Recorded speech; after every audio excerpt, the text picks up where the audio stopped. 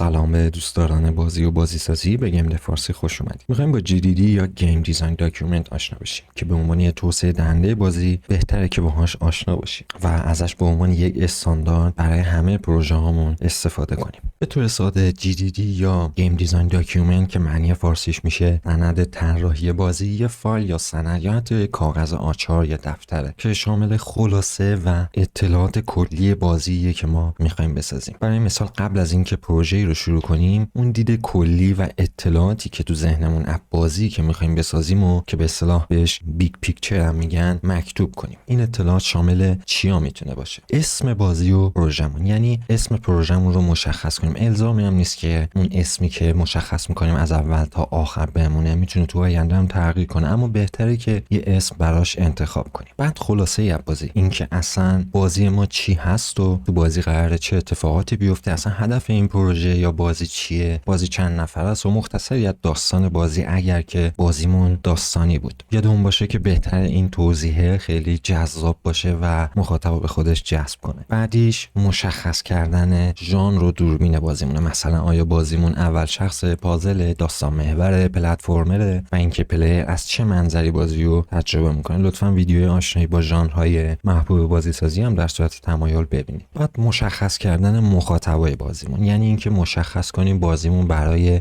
چه نوع مخاطبی قرار لذت بخش باشه، مثلا افراد بالای 9 سال یا مثلا مخصوص کودکان یا یه گروه خاصی. بعد مشخص کردن پلتفرم و دستگاه یا دیوایسی که قرار بازیمون روش اجرا بشه. مثلا گیممون فقط قراره که روی پی سی بیاد بالا یا مخصوص موبایل هست یا کنسول یا همه اونا. چیز دیگه‌ای که توی GDD گنجوندنش خوبه اینه که مشخص کنیم از چه تکنولوژی‌هایی قرار استفاده بشه. مثلا اینکه گیم انجین ما چیه، از چه نرم افزارها و ابزارها و تکنولوژی‌هایی برای ساخت بازیمون قرار استفاده کنیم. همینطور خوبه که تخمین و زمانبندی از شروع و پایان پروژه رو توی GDD مون بگنجونیم. یعنی ما از اول مشخص کنیم که کی شروع می‌کنیم، کی امیدواریم و بهترینمون رو می‌ذاریم تا پروژه رو یا بازیمون رو تموم کنیم تا آماده انتشار بشه. همینطور هم می‌تونیم اسکچ، طرح اولیه یا کانسپت آرت یا حتی طرحی که با خودکار روی کاغذ کشیده شده و یا اسکرین شات از تصاویری که قرار ازش الهام بگیریم و توی GDD مون قرار بدیم. همینطور هم میتونیم اطلاعات دیگه یا بازیمون رو مکتوب کنیم. مثلا بازی‌های مشابه، بهتره که از اول بدونیم که قرار بازیمون شبیه به کدوم بازی توی مارکت یا بازار باشه. مثلا اسم ست بازیایی که شبیه به سبک و سیاق بازیه که ما می‌خوایم بسازیم و مشخص کنیم، میتونیم اسکرین شات هم ازشون بذاریم. یا مثلا گیم پلی و مکانیک‌های بازی رو مشخص کنیم یا کاراکترهای بازی، مراحل و مأموریت‌های بازی، المان‌هایی که توی بازی ان، تنظیمات و آپشن‌های بازی، صدا و اون اتمسفر و اطلاعات مربوط به صداسازی، شروع و پایان بازی یا داستان بازی. همینطور یه جمله خیلی تاثیرگذار در وصف بازیمون و فرقش با بازی‌های مشابه که مخاطب به خودش جذب کنه و به قولی مشتری جذب کنه. خب نکته خیلی مهم اینه که قرار نیست همه چیز رو توی GDD بنویسیم. باید اون دید کلی که بازی که قراره بسازیم و تو ذهنمون هست رو مکتوب کنیم. نباید یادمون بره که وقت زیادی هم نباید صرف نوشتن GDD کنیم و شاید برای شروع چند ساعت برای نوشتن یه GDD بسته به تعداد افرادی که توی تیم هستن کافی باشه. باید یادمون باشه که تمرکز اصلی ما روی ساخت بازیمونه و از برنامه اصلی که ساخت بازیه نباید جا بمونیم. حالا چرا داشتن GDD برای همه پروژه هامون توصیه میشه؟ چون از اول ما اسکوپ یا به اصطلاح حد و مرزا رو مشخص میکنیم. ساخت بازی مخصوصا تنهایی و یا توی تیم‌های کوچیک کار زمانبریه که به مرور طی زمان ممکنه ما برخی از نظراتمون رو تغییر بدیم یا وسواس بیمورد خرج بدیم و دست از اضافه و کم کردن امکانات یا فیچر به بازیمون بر نداریم که ممکنه به اصطلاح توی وضعیت گیم دیو هل گرفتار بشیم. وضعی که ما هی روی بازیمون کار میکنیم، بهش چیزی اضافه میکنیم، بهبود بهش میدیم، اما هیچ وقت بازی تموم نمیشه. GDD به ما خیلی کمک میکنه که دید کلی خوبی از بازی که میخوایم بسازیم و داشته باشیم. همینطور هم حافظه ما آدم‌ها بعضی موقع ضعیف کار میکنه و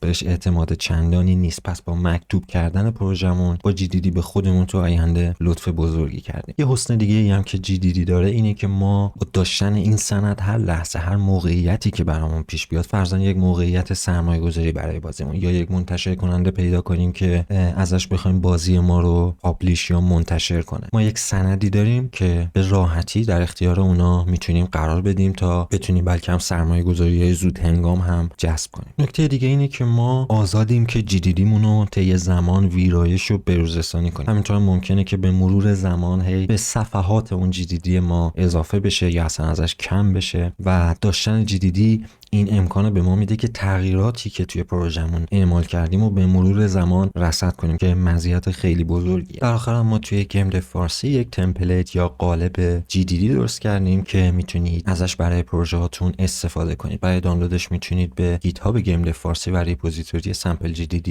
مراجعه کنید. اجباری هم به استفاده از این فرمت بندی که ما انجام دادیم هم نیست و میتونیم با یه سرچ توی اینترنت مثل گیم دیزاین داکیومنت تمپلیتس کلی نمونه و قالب GDD پیدا کنیم با فرمت های متفاوت. حتی بخش آموزش‌های یونیتی به صورت رسمی یک تمپلیت GDD داره که به زبان انگلیسی است و میتونیم دانلودش کنیم و ازش الهام بگیریم و استفاده کنیم. و یا حتی چند تا از GDD های بازی های معروف که تو اینترنت وجود داره و میتونیم مطالعه کنیم. این نکته هم بگم که خودمون رو به عنوان بازیساز تازه کار نباید با این بازی های معروف و GDD هاشون مقایسه کنیم، ولی برای الهام گرفتن خیلی خوبن. بسیار عالی، ما با GDD یا گیم دیزاین داکیومنت و مزایای اون آشنا شدیم و از این به بعد میتونیم قبل از شروع پروژه‌مون یک کمی وقت بذاریم و یک GDD برای بازیمون بنویسیم. درود بر شما. گیم دیو فارسی رو هم لطفاً توی شبکه‌های اجتماعی دنبال کنید. خدا نگهدار.